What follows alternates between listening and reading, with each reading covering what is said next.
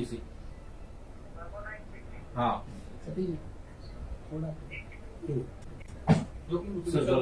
बोला हॅलो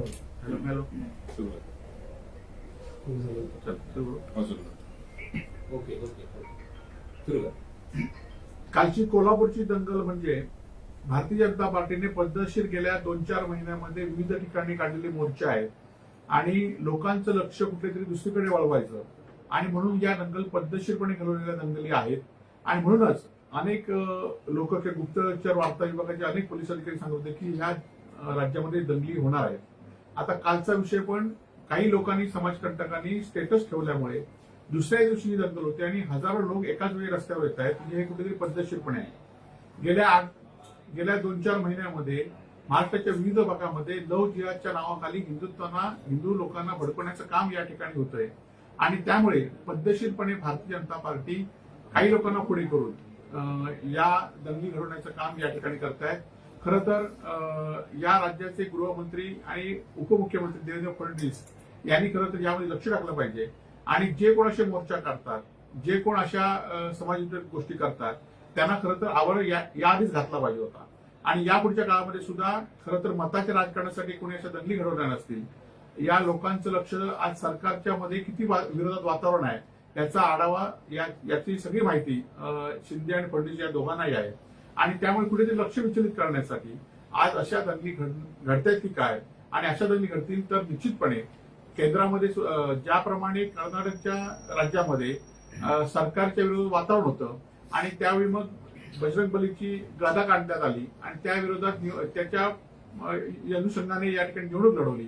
परंतु त्यावेळी सुद्धा लोकांनी त्याला मात केलं नाही आणि महाराष्ट्रात सुद्धा हीच परिस्थिती होईल की सरकारच्या विरोधात वातावरण आहे आणि अशा जातीय दंगलीच्या बाबतीमध्ये जर काही विषय आले तरी पण सरकार त्यांना माफ करणार नाही. आपल्याला माहिती असेल की उद्धवजी ठाकरे मुख्यमंत्री असताना मुस्लिम समाज किंवा सगळेच समाज एकत्र राहत होते. मशिदीवरचे भोगे काढण्याच्या संदर्भात सुद्धा कोर्टाने जेव्हा आदेश दिले तेव्हा सगळे भोगे काढण्यात आले आणि त्यावेळी कुठेही वातावरण तापलं नाही, कुठेही दंगल घडल्या नाहीत. परंतु भारतीय जनता पार्टीची मोहीमच आहे की त्यावेळी नवनीत राणा असून देत म्हणजे सातत्याने उचकवण्याचं काम या ठिकाणी करत होते हनुमान चालिसाच्या माध्यमातून.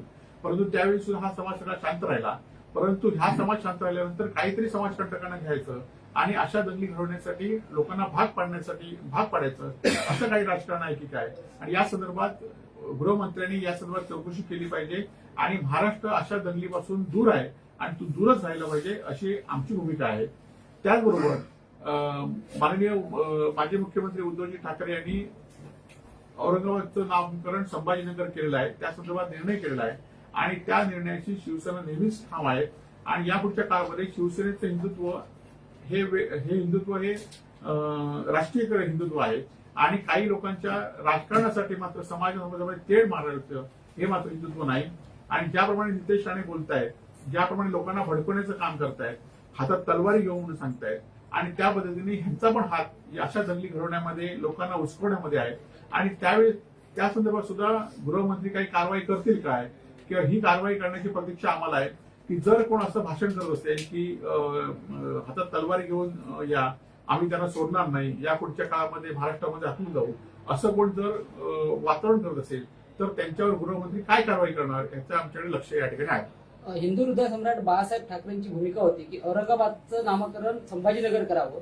आता ते झालंय, मात्र शरद पवार यांनी असं म्हटलंय की आपण औरंगाबादच म्हणणार आणि त्याच्यावर नितेश राणे असं म्हणतात की यावर शिवसेनेची भूमिका काय. नाही, शिवसेनेनेच नामकरण केलेलं आहे त्यामुळे शिवसेनेची भूमिका संभाजीनगर हीच आहे आणि हीच राहणार आहे. शरद पवारांना तुम्ही विरोध करणार का असं पण त्यांनी म्हटलंय. नाही, त्या संदर्भात आमची भूमिका काय आहे ही आमची भूमिका आहे आणि आमची भूमिका ही संभाजीनगर आहे, त्यामुळे कोणाला विरोध करण्याचा प्रश्नच नाही.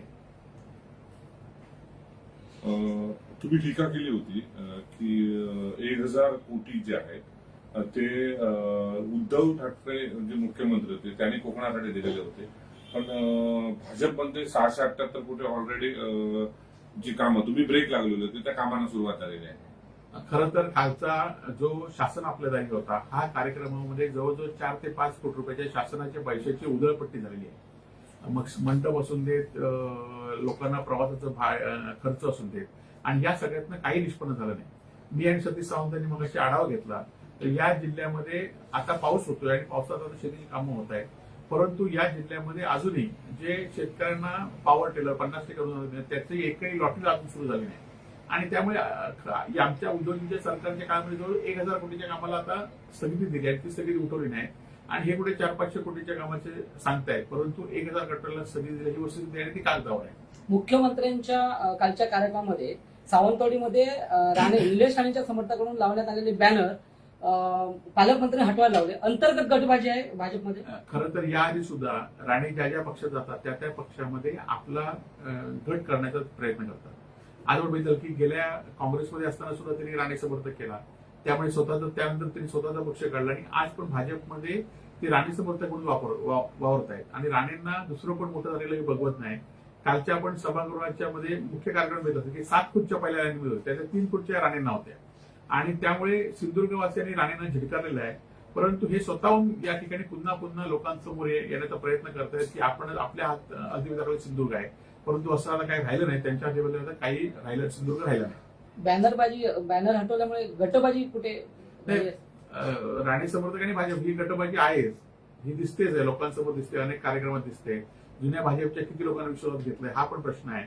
आम्ही सुद्धा अनेक लोकांबरोबर जुन्या भाजपच्या काम केलेलं आहे. त्यांच्या भूमिका किंवा त्यांच्याशी बोलणं होतं तेव्हा त्यांनी आपल्या मनामधला रोष अनेक वेळा व्यक्त केलेला आहे आमच्याशी बोलताना. साहेब, संभाजी नगर व्हावं औरंगाबादचं अशी बाळासाहेब ठाकरे यांचीच मागणी होती. मात्र आता सरळ उघडपणे शरद पवार जे आहेत ते औरंगाबाद असा उल्लेख करतात. यावर शिवसेनेची भूमिका काय असणार? खरं तर शिवसेनेचे पक्षप्रमुख उद्धवजी ठाकरे असताना मंत्रिमंडळाच्या बैठकीमध्ये संभाजीनगरचं नामकरण औरंगाबादचं नामकरण संभाजीनगर करावं असा मंत्रिमंडळाच्या बैठकीने विषय घेतला. आणि त्यावेळी सुद्धा अनेक वृत्तवाहिन्यांनी की काँग्रेस राष्ट्रवादीचा त्यावेळी विरोध आहे असं म्हणून सांगितलं, त्यामुळे हे नामकरण होणार नाही, तो ठराव मंत्रिमंडळाच्या बैठकीत पास होणार नाही. परंतु तो मंत्रिमंडळाच्या बैठकीत पास झालेला आहे आणि त्याप्रमाणे शिवसेनेने हा निर्णय घेतलाय आणि त्या निर्णयावर पण शिवसेना आहे. त्यामुळे कोणी विरोध केला तर त्या विरोधाशी शिवसेनेने खरं तर शिवसेनेने एक भूमिका घेतली, त्या भूमिकेची शिवसेना ठाम आहे. ज्यावेळी तुम्ही म्हणते की मंत्रिमंडळात संभाजीनगरचा प्रस्ताव मान्य केला, त्यानंतर सत्तांतर झालं, त्यावेळी शरद पवार असं म्हणाले की आम्हाला विश्वासात घेतलं नव्हतं हा निर्णय घेताना. नाही, त्यावेळी मंत्रिमंडळामध्ये जी बैठक झाली असं त्यावेळी पण वृत्तपत्रामध्ये किंवा वृत्तवाहिन्यामध्ये असं होतं की विश्वासात न घेता संभाजीनगर म्हणतात. परंतु त्या शेवटच्या बैठकीमध्ये उद्धवजींनी सगळ्यांना विश्वास घेतलं आणि संभाजीनगर आणि उस्मानाबादचं नाव धाराशिव ही दोन्ही नावं त्यावेळी मंत्रिमंडळाच्या बैठकीत झालेली आहेत. आणि आम्ही उद्धवजींची भूमिका तीच आहे आणि ती भूमिका उद्धवजी पुन्हा आपल्या याच्यामध्ये मांडतील. निलेश राणेंनी एक ट्विट केलेलं आहे की शरद पवार कधी कधी हे औरंगजेबासारखे वाचतात. खरं तर आज निलेश राणे यांचा 2 वेळा खासदारकीच्या निवडणुकीत पराभव झाला आहे. आज शरद पवार जवळजवळ 8 वेळा खासदार झाले आणि त्यांच्या इतका लोकप्रतिनिधी म्हणून काम केलं, लोकांमध्ये काम केलेलं महाराष्ट्राच्या किंवा भारताच्या इतिहासामध्ये कोण नाही.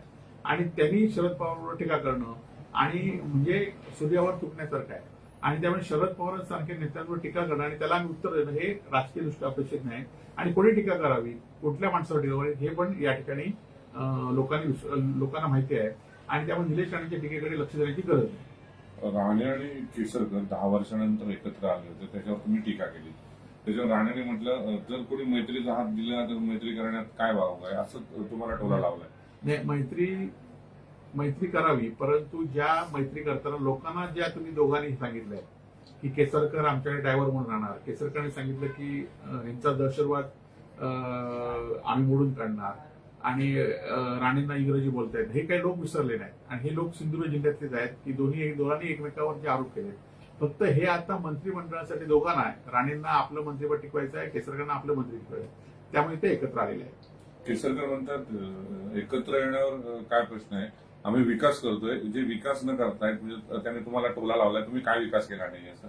खरं तर गेल्या विकास करताना त्यांच्याकडे 5 वर्ष पालकमंत्री होतं आणि त्यामुळे त्यांनी त्यावेळी काय विकास केला किंवा आता काय विकास करणार आहेत किंवा आता कुठली भूमिका घेणार हे लोकांना माहिती आहे. आणि त्यामुळे त्यांच्या भूमिकेशी आता लोक काय असतील ते येणाऱ्या निवडणुकीमध्ये लोक आपली भूमिका सांगतील. साहेब, एक शेवटचा प्रश्न, नितेश राणे वारंवार आरोप करतायत की महाविकास आघाडीच्या नेत्यांना आधी कसं कळतं की दंगली होणार आहे. जितेंद्र आव्हाड सांगतात महाराष्ट्रात दंगली होणार आहे. सतेज पाटील सांगतात की कोल्हापुरात दंगली होणार आहे. त्यामुळे या दंगलीमध्ये काही षडयंत्र आहे का की महाविकास आघाडीच्या नेत्यांना कसं कळतं? खरं तर आता आपण बघितलं महाविकास आघाडीच्या नेत्यांना नको, सर्वसामान्य एखाद्या नागरिकाला विचारलं तरी तो सांगतो की ही वस्तुस्थिती काय होणार आहे. आज आपण बघितलं असेल की ज्याप्रमाणे हनुमान चालिसेचा विषय घेतला, ज्याप्रमाणे मशिदीवरचे भोंगे उचलण्याचा विषय घेतला आणि आता पण लव जिहाद सारखा विषय घेऊन सातत्याने आपण बघितलं की केरला स्टोरीचे पिक्चर मुद्दाम प्रत्येक भाजपच्या नेत्याने किंवा आमदारांनी त्या ठिकाणी शो तिकीट देऊन शो लावलेले आहेत.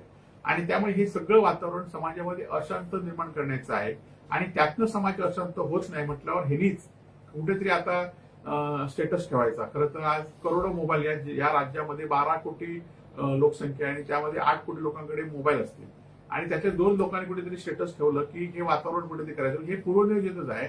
आणि त्यामुळे एखाद्या सत्तेमध्ये लोक विरोधात असली की त्यांना कुठल्यातरी दुसऱ्या विषयाकडे घेऊन जाण्यासाठी हे आता असं समाजामध्ये तेढ निर्माण करण्याचं काम या ठिकाणी करत आहे.